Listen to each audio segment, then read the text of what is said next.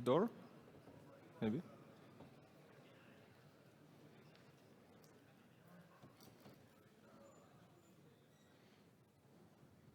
Great. So, hello everyone. At first, let me thank you for coming to my presentation talk. My name is Jiri Vinopal, and I work as a threat researcher for Checkpoint Research. Among my main specializations are reverse engineering, malware research, and detection of advanced threats. This talk, Breaking Boundaries, is about investigating vulnerable drivers and mitigating risks. Of course, a practical demonstration is a part of this talk, and wall talk is based on the conducted research we did before. Let's jump to it. First things first, let's start with something in general regarding the vulnerable drivers. This subject is here for a while, but it got more attention in recent years. One of the possible or potential reasons behind this is Microsoft's effort to keep improving and evolving regarding the Windows security to protect the kernel, especially the kernel boundary.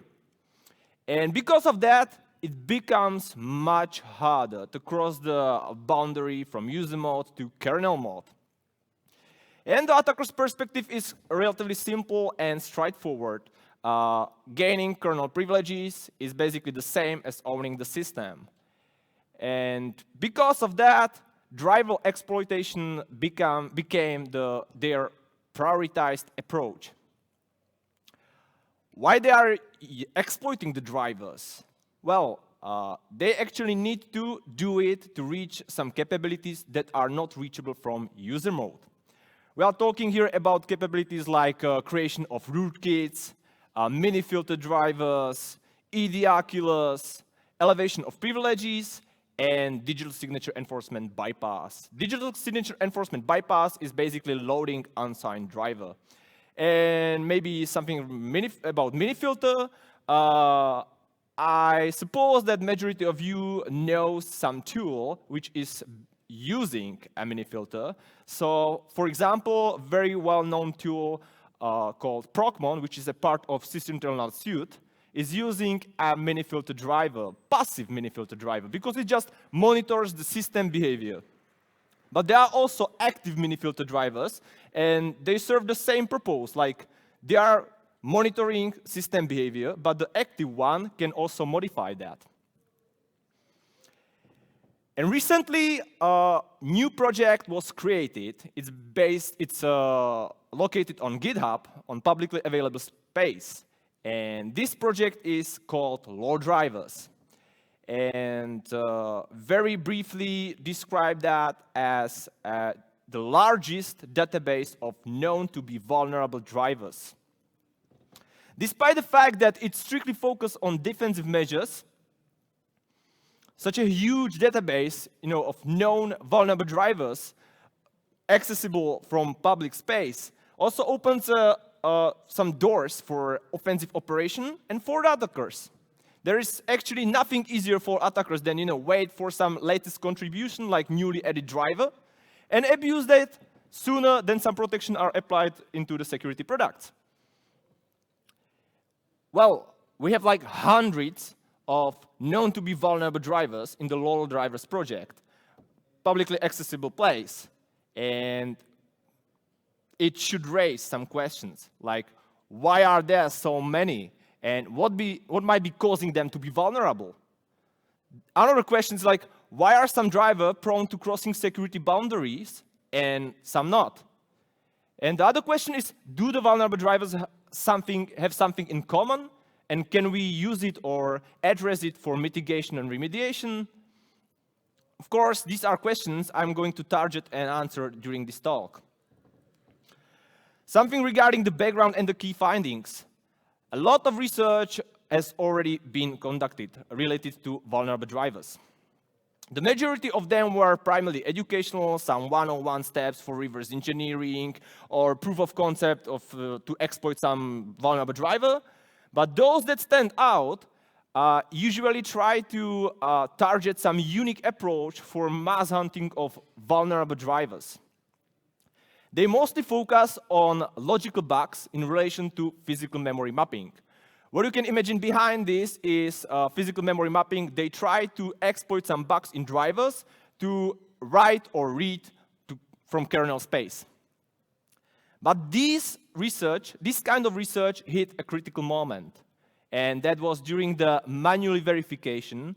They found out that despite the fact the driver is buggy, it's not a security boundary, so it can't be considered to be vulnerable driver. What they hit the moment that they found the bug in the driver, but they found out that only administrator can start the communication with the driver. And from admin to kernel elevation, it's not considered to be crossing security boundary. So the question is like, what makes the driver vulnerable? It's not the bug itself, but it's the crossing of security boundary. And here you can see some brief overview from, like, we have initial privileges, elevated privileges, and if it is considered to be crossing security boundary. So we have non-privileged user to system elevation. Of course, that's a crossing of security boundary. We have non-privileged user to admin. It's also a crossing security boundary. But we have the admin to system, and according to Microsoft, it's not a crossing of security boundary. Service to admin, not, and service to system, not, and maybe yes, it depends. So it starts to be confusing, and to make it more confusing, sometimes even Microsoft is able to assign a CVE and vulnerability and patch code regarding the boundary admin to system. But it's very rare and only happens when it's regarding a Windows built-in driver and the driver is widely abused by some known threat actor. So it's really confusing, you know, the crossing of security boundaries at all. But for us, we should target the really straightforward boundary non-privileged user to system. And we should not only target it, but we should cross it. And now the key idea behind this talk and behind the research is, what about mass hunt for non-privileged user accessible drivers? Like, you know, something like starting point for the research. And regarding this mass hunt, the first thing that matters is discretionary access control list. That is a part of SDDL applied on the driver's device. I know it sounds kind of strange, but it's very simple. Driver is creating device to allow communication from user mode. So if you have program, it runs in user mode, and this program needs to communicate with the device, and the device will send the communication to the driver. And device has applied some discretionary access control list, which basically defines who and how can communicate with the driver. Now something about what vulnerable drivers have in common. There is actually no better place than LOLDrivers database to conduct some mass processing, and we did it. And we focus only on the known to be vulnerable driver group, and we try to filter them out to focus only on 64-bit signed drivers. Here is very simple Yara signature that basically just detect portable executable format, filter out 64-bit Windows drivers, and also filter out only those drivers that are signed.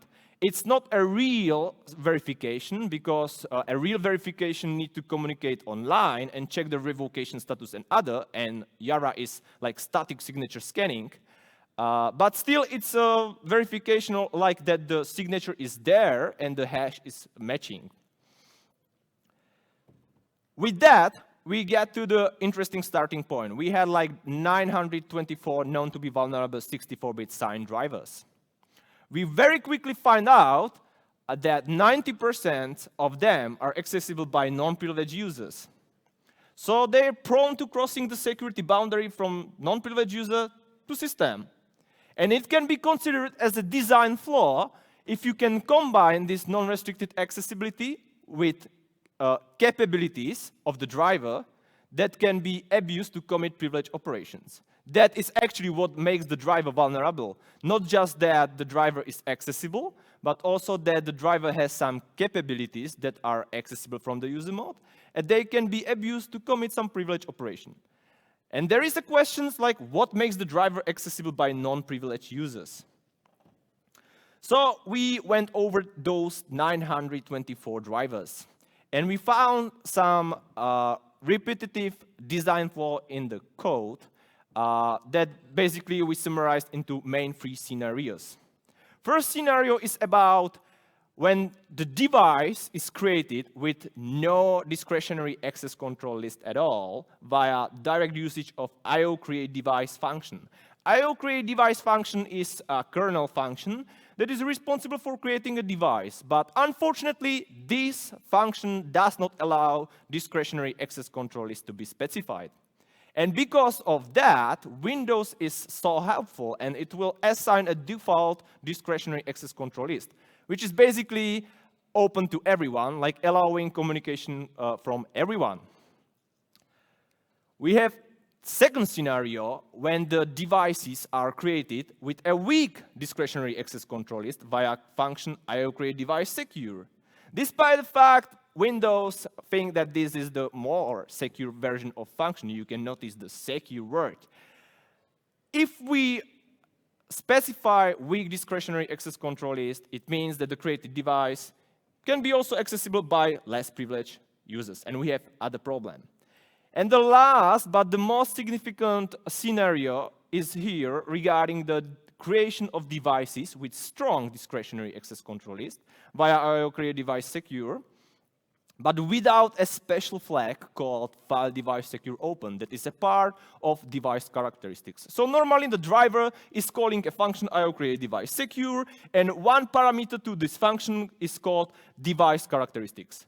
And you can specify a lot of different flags, but one of them is super important, and it's called FileDeviceSecureOpen. And if you not specify this flag, it basically means that the security settings, the strong discretionary access control list, is not applied on the whole device namespace. If you don't know what is device namespace, you can imagine that it's like directories or folders. Yeah, you have normal file system, you have some folder and file in that folder. And the folder has some access control list. For example, if user 1 is creating a folder and into that it's creating some file, it got assigned some discretionary access control list, like not discretionary, but access control list. And when the user 2 log in, it can't access this folder, it can't access this file, because the access control list is not defining the user 2. And regarding the device drivers, it's the same. There is a discretionary control list and device namespace, which basically works like the file system. But what actually happened when you open some device name, and the path to any file, where the any file is not existing file? It can be anything. Well, the Windows is again very helpful that it just find out, hey, there is no such a file, but I will return you the device itself. But it will return you the device itself with the default discretionary access control list. So you will bypass the strong discretionary access control list by that, and you can bypass this strong discretionary access control list even from non-privileged users. That's the kind of critical problem. Now about mass hunting. We thought that it could be kind of interesting starting point to mass hunt for new, not known to be vulnerable drivers when we start hunting for non-privileged user accessible drivers. Again, we needed to still combine the non-restricted accessibility with capabilities that can be abused to commit privileged operations. And I already introduced the design flaws, those 3 scenarios. And what we did is that we transferred these scenarios into the Yara signature for mass hunting. And of course, we created some general methodology we used during the hunting. So regarding the general methodology, firstly, we start with the initial creation of the Yara signature to find new vulnerable drivers, those that are non-restricted, accessible, and even non-privileged users can communicate with them. And we enrich the Yara with easy-to-abuse drivers, driver capabilities. And I mean here like kernel functions. The driver is using some kernel functions. And those that are easy to be abused, I will go to there or get to this point on next slides. We basically enrich the Yara with them. And we, of course, further improve the created Yara and use it with VT RetroHunt service, which is a service available on VirusTotal. After that, we got some initial detection, initial result. We need to filter only valid signed 64-bit drivers. It was about like real verification, revocation status, and others. And also, we needed to deduplicate because we got a lot of the same drivers but different versions. And finally, we needed to still do a reverse engineering. Firstly, like, let's make something sure, like, or clear. We didn't expect so many drivers. Like, we had, little spoiler, thousands of them. And there was still need to reverse engineer and verify the driver vulnerability and creation of proof of concept. Of course, also description and reporting to vendor. So regarding the creation of the initial Yara rule, it was pretty simple. We started with 64-bit signed drivers, and we tried to avoid LOLDrivers, because LOLDrivers project is focused on already known to be vulnerable drivers, and we are here mass hunting not known to be vulnerable drivers. We target the drivers. This basically reflects the design flaw. We target the drivers that are not using the discretionary access control list, so direct usage of IO create device, or using the weak one, the IO create device secure with weak discretionary access control list. After that, we enrich the Yara list of easy-to-abuse capabilities like functions, like kernel function, like ZW open process. For example, the function ZW open process is able to return to user mode arbitrary process handle. And the last one, improving the Yara. So, for example, it was the hardest one to implement it into the Yara, the IO create device secure with a strong discretionary access control list, but without the file device secure open flag. And we use this Yara to mass hunt with VirusTotal RetroHunt service.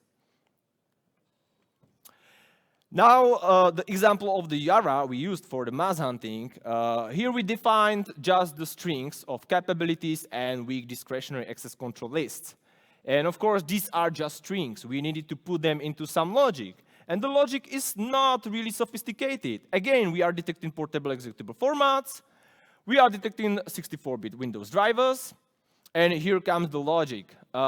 Basically, this logic is very simple. It just reflects the scenarios which were introduced.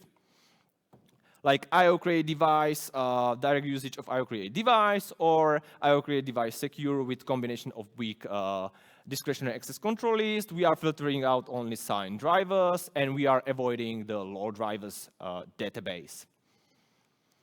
And after that, we got some initial results. A lot of results, and we needed to post-process them. And for that, we used tools SigCheck and Sign tool. We needed to filter out only valid signed 64-bit drivers, and we really need to do the real signature verification with revocation status checking. So for that, we use the SigCheck and Sign tool. And after that, we needed to do the deduplication. Like, for example, 6 drivers, different versions. So for that, we use PE version information comparison and IMP hash. PE version information are like the internal metadata or data about the portable executable, and IMP hash, like driver has, the driver is using some kernel function, and these that are directly used are a part of the portable executable format, a part of the import table. And when you just grab all these functions that are inside the import table and hash them, you will get something which is called IMP hash. And if you got like 5 drivers with the same IMP hash, there is a very high chance that it's the same driver but different version. And the last thing was eliminating those drivers with a strong discretionary access control list in the configuration file. The discretionary access control list doesn't need to be specified only in the code, but it can be specified via configuration file called INF. And in that way, or in that case, it's basically directly written into the registry. And we need to eliminate those two. And of course, we love graphical user interface, so we put it to some tool, to quickly sort out, group, and filter out, and we got these interesting results. Again, we used Yara and VT RetroHunt over 1 year period. So from June 2023 to June 2024. And the initial detection was about 22.5 thousands of drivers that are Windows at-risk drivers.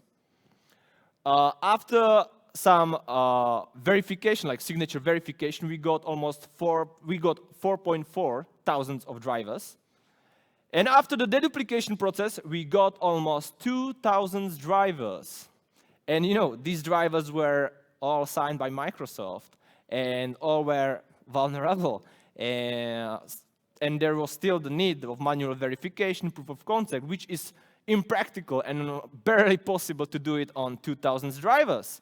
Well, we actually start examination of few dozens of them, and we focused on those that are used by well-known security products. We found a lot of new vulnerabilities, and we reported them. They were patched. Unfortunately, we don't have time to go over like dozens of different vulnerabilities. So I grabbed one that is kind of hopefully funny and example, and it kind of underlined our results. So let's jump to it. One of the new discovered vulnerable driver was an anti-rootkit module used by Dr. Web products. And Dr. Web is a well-known security company, Russian security company. Of course, we reported the vulnerability, it was patched, and publicly disclosure was checked under the BDU identificator with high severity 8.8 score, which is a critical score. I guess, or I suppose, like majority of you absolutely don't know what is BDU identificator, and to be honest, I didn't know too.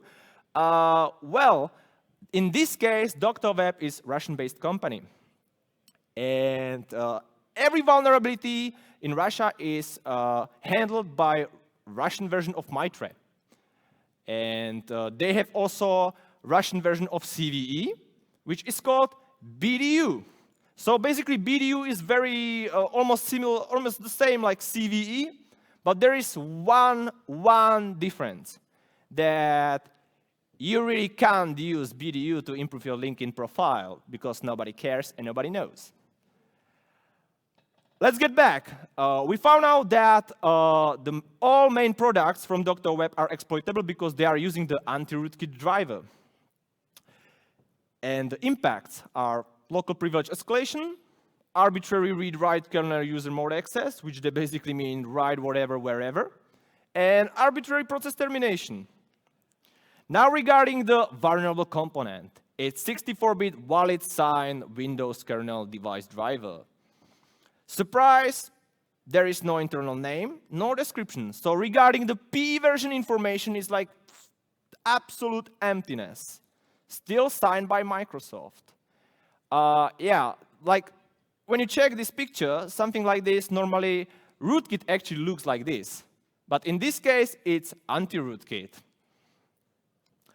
Well, we did some general basic inspection of the PE or on the driver, and we found out that there is the original PDB that still revealed the name DW Shield. We found several vulnerable versions of this driver, but now finally something to the vulnerability.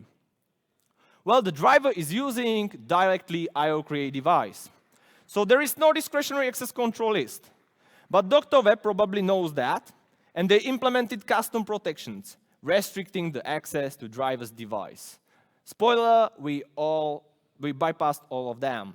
So regarding the custom protections, first one is auto-generated device name and randomly generated symlink name. I will get to that on next slide. There is other protection called digital signature check of the process main module. What it means is that the driver is checking the process. The process, normally your program in user mode running, it tries to communicate with the driver, and the driver is checking if the process is signed by Dr. Web. Well, and now how we bypass this? The auto-generated device name and randomly generated symlink name. So auto-generated device name is Windows thing. Like when you are creating a device for the driver, you can specify that Windows should create auto-generated device name. In that moment, Windows will create some hexadecimal numerical name, which is very common in Windows. So we have like dozens of them on Windows, and you can use it to bypass or to find the Dr. Web anti-rootkit module. But luckily, Dr. Web came with some, this is like crypto analysis 101. They came with some random generated symlink name. And symlink of the device is something like a link file on your desktop. So if you have a link file on your desktop, it's not a file. It's like, for example, your Chrome web browser. There is a link file on your desktop, you double click on that, and it actually transfers, to the real file that exists somewhere on the disk. And symlink is basically the same, but for the devices. So it can have different name, but it points to the same device. And Dr. Web came with some randomly generated symlink name, but it was not so random, because it was always a rare 16-character hexadecimal string. So you can guess it was like super easy, CTF level 0 to brute force it. But now the second protection, digital signature check of the process main module. In that case, normally you would just do some code injection.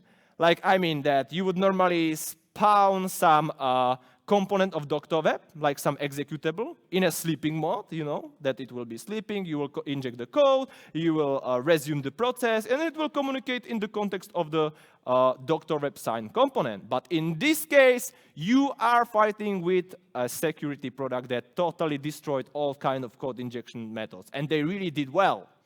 So we could either come out with some totally new injection technique, which will be like not a part of this kind of practical demonstration, it's out of the scope. But we decided to go and choose like the grandmother of all code injection technique, DLL side loading. And we found out there are two components of Dr. Web products that are vulnerable for DLL side loading. So you can use them to load your arbitrary DLL from arbitrary location. Well, this worked for the products Dr. Web Katana and Curate. But regarding the Dr. Web security space, it was not working. And the Dr. Web security space is the main flag, like full-featured antivirus of Dr. Web products. And if you destroy, some not the main products, it's cool, but it's not super cool. And we want it to be super cool. So we found out that the components used by the Dr. Web security space are no longer vulnerable to DLL side loading. So the first idea was like, hey, nowadays, it's very popular to bring your own anything to some compromised system. So let's bring the component copied from Dr. Web Katana and use it in Dr. Web security space. It should work, because that component is vulnerable to DLL side loading.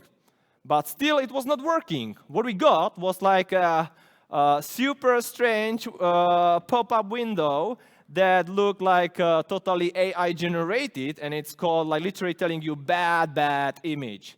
And in that moment, it was like, okay, let's dig deeper.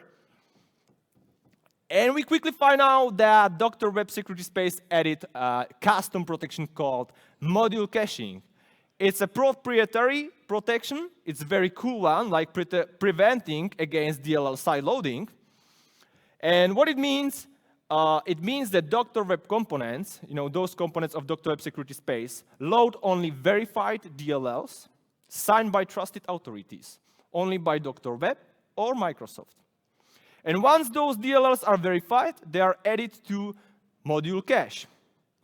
And Dr. Web filter driver, which is called Spider G3, monitors the changes to files in the cache. Like once those DLLs are verified, they are put into the module cache, and if you try to load them again and nothing changed on those DLLs, there will be no other verification because of the performance. They will be just, just check the module cache and everything works. Okay, I will load them. Yeah, and to be honest, we use like one of the most sophisticated tools to figure it out is called Notepad. Like we really, I could just show you here some IDA screenshots, you know, reversing how we reverse all the Windows kernel. But the truth is we again decided with the CTF level approach. And we just read the telemetry of the Dr. Web product. There is literally a log that is telling you this DLL was added to Spider G3 cache.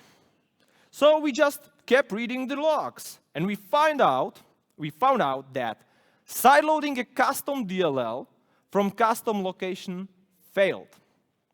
And the log is literally saying you, hey, it's unsigned DLL, I'm denying that. But we tried to sideload original Microsoft signed DLL, but from custom location. And it was added to the Spider G3 cache, and the log saying like everything is okay. So in that moment, we knew that the DLL sideloading is possible, and we are fighting only with the module cache. So we need to somehow poison the module cache, you know, and bypass it. And we bypass the module cache by moving. And the result is skipping the verification. I'm going to explain it. So firstly, we just sideload the original Microsoft signed DLL from custom location. You can imagine like desktop location. And after that, we just replace the original Microsoft DLL with our own custom DLL, the malicious one. But the catch is how we replace it. We replace it by moving. So normally on Windows, there is an NTFS file system. And if you copy some file to different location, you will create a new file. It results in a creation of new data, new file. If you create a new file, it of course results in creation of new file. But if you move a file, it will not affect some data changes, but only metadata. Only the location is changed in the metadata. And it basically, with that, we found out that the Dr. Web filter driver does not see this. And we bypass the module caching with that, with moving. And chaining all the introduced vulnerabilities with this module caching bypass, we were able to get the local privilege escalation even in the main flag product Dr. Web security space.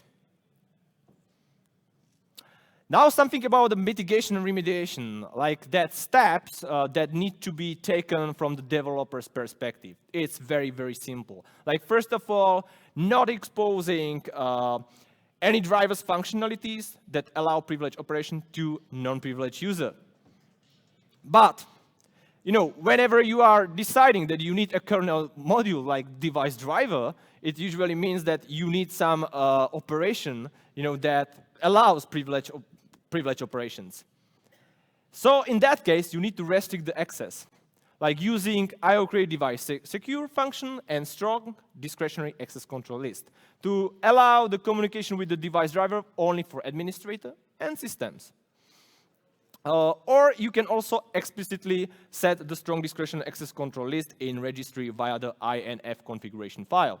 And the last one, again, most significant one, don't forget to be explicit about device characteristics and set the file device secure open flag whenever it is possible to do so.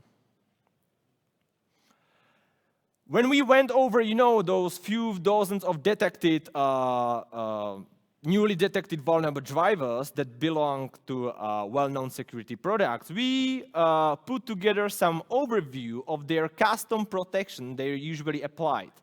And we also or gave some effort to create some example bypasses that literally took like us like 5 minutes to put it together. But here is the overview. And you already saw some of the examples, like digital signature check bypass, like using the code injection and DLL side loading. But there is another one, for example, first only registration, very commonly used, that only the first component that is communicating with the device driver, register itself, is allowed to communicate with the device driver, no other. But okay, but there is always some way how you can win the race, and it's called like race condition. And there is a very popular one, like that the device driver is encoding all IOCTL codes or transfer data to the driver. So like the user mode is encoding the data to be sent to the device driver. There is the decoding procedure, and this is how the communication works. But in that case, like it's nothing more like challenging for us as a reverse engineer than just reverse engineering the encoding logic, and that's it, bypassed. So it's obvious that the custom protection or mitigations are less effective than they should be. There is another problematic area, like what actually happens with a reported vulnerable driver. In the best scenario, vulnerability is patched and certificate is revoked. But that's not so often because it costs money. Other thing is that the patching of the vulnerability is usually made by assigning a strong discretionary access control list. In that case, there is a technique called bring your own vulnerable driver that is still possible. And the last one, again, Microsoft is here to save the situation. And Microsoft Windows allows the loading of kernel drivers, even with signatures like whose certificate have expired or been revoked. So in that moment, we already know that there is no real obstacle to prevent the attackers from continuing to abuse the reported vulnerable driver, even the reported vulnerable driver. There is one promising protection called Microsoft Vulnerable Driver Blocklist. But there is but. First of all, the vulnerable driver must be known in advance and a part of the block list. Second thing is that this protection is available only for Windows 10 Plus, because it's based on WDAC policy, which is Windows Defender Application Control Policy. It's like simple XML file that defines all kind of drivers that are not allowed to be loaded on the Windows system. There is another problem that this block list is updated only 1 to 2 times per year. So it means that if there is a vulnerable driver, which is reported, assign a CVE, Microsoft knows it will add this driver to the Microsoft Vulnerable Driver block list. There is still a 6 months window for attackers to keep abusing this driver. And the last thing is, of course, the LOLDrivers database is not the same as the Microsoft Vulnerable Driver block list. And currently, in the LOLDriver database, there are 2 times more vulnerable drivers. And we are talking here about 1,800 of drivers, and Microsoft Driver block list is like about 900. Yeah, so that's kind of problem. And in this moment, we know that some more comprehensive solution protection is needed. And likely, someone of you would came out with like, hey, what about preventing loading of drivers that are signed by revoked certificates or expired certificate? That would be cool. Unfortunately, that would require like a total restructure of Windows boot process. Yeah, because when the Windows is booting, there is no network connection. And because of the lack of the network connection, you can't just basically check the revocation status online about the certificate. The other problem is that Windows boot process needs to be really fast. Yeah, and in case that it will be doing some this kind of verification on all drivers, it will be really, really slow down, and you will basically get back to like 1995 and wait like 10 minutes for Windows to boot up. And the other thing is, of course, because of the backward compatibility. That's what Microsoft says. And to put it all together, it's absolutely obvious that threat actors will continue to exploit both known and yet to be discovered vulnerable drivers. And we should keep monitoring this problem. And with that, we made it to the end of this talk, so I would like to thank you for your attention, and let's leave some space for questions if there are any. I think that we should have enough time. Thank you.